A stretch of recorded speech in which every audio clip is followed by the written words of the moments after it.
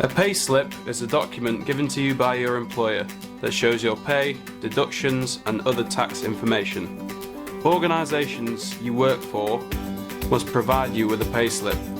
It's good practice to check your pay slips and keep them for 6 years.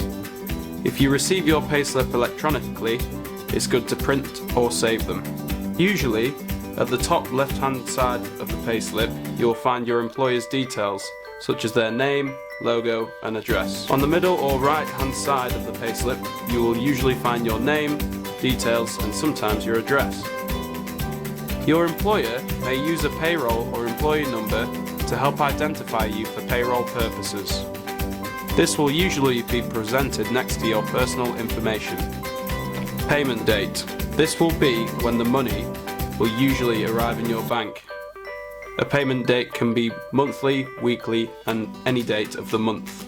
The tax year starts in April. Your payslip might show a tax period. The number here corresponds to the period in which you are being taxed. For example, if you're paid monthly, 01 will represent the tax period of April and 12 will represent the tax period of March. Your tax code.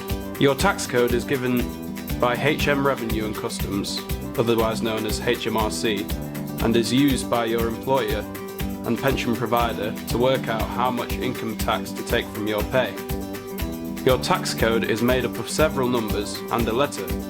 For example, 1257L is the most common tax code for most people who have one job. The numbers indicate how much free tax income you get, and the letters have a meaning too.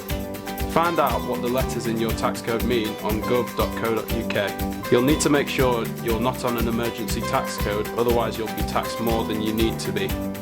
Your national insurance number. You receive your unique national insurance number when you turn 16, and this remains with you throughout your life. You must have a national insurance number to work in the UK.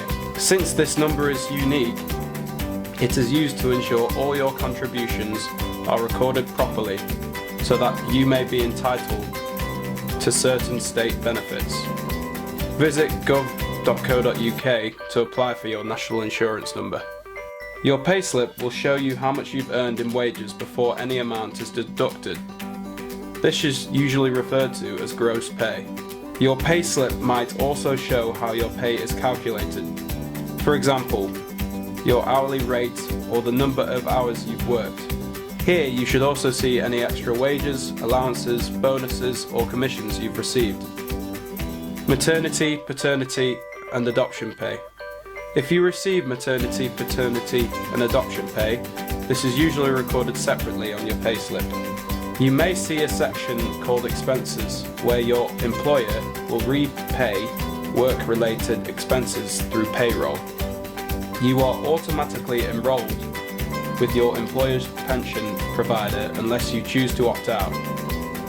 If you're happy to be part of the pension, the amount your employer will contribute, and sometimes the percentage, will appear on your payslip. Deductions. These are payments taken from your gross pay and can be for a number of different reasons. For example, income tax. Tax you pay on your earnings to fund public services such as education, health services and policing. The amount you pay will depend on your earnings. This is something you have to pay. National insurance. You pay this so that you can be entitled to certain benefits, and it also contributes towards the NHS. Pensions. If you're contributing towards a pension pot, this amount will be deducted from your salary and go towards your pension. Childcare.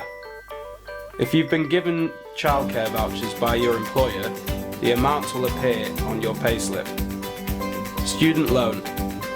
If you had a student loan, then depending on your earnings, a deduction will be made to repay this and shown on your payslip. Court orders.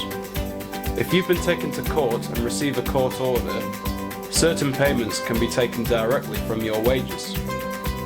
This will appear on your payslip, the amount and type of payment, for example, debt repayment or unpaid fines. The Child Maintenance Service, or CMS, can also ask for a deduction from earnings order for the maintenance of a child. Other deductions. This could include repayment of a season ticket loan, cycle to work scheme loan, or a charitable donation as part of the Give As You Earn scheme. Most payslips will add up all the deductions from your pay packet into a single amount to make it easier for you to see how much is deducted from your pay each month. You will then see a figure called net pay, which will be the pay you will receive after all the deductions are made. Taxable pay. This is the amount of your pay to date in this tax year that has been subjected to tax. This will usually appear next to your net pay figure. So why is it important to check your payslip? Firstly, to make sure you are being paid correctly. Secondly, to make sure you are taxed correctly. If you are taxed too much, you can claim the difference back. You should contact HMRC if you have any. And finally, to see if there's a problem with your tax. If you're taxed too little, you will eventually need to pay it back. Important tips for a P45. When you stop working for an employer, you should automatically be given a P45. If you don't receive one, ask for it.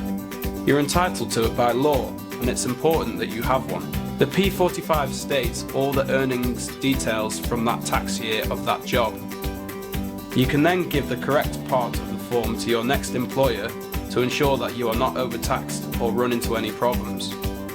If you lose your P45, you will not be able to get a replacement. P60.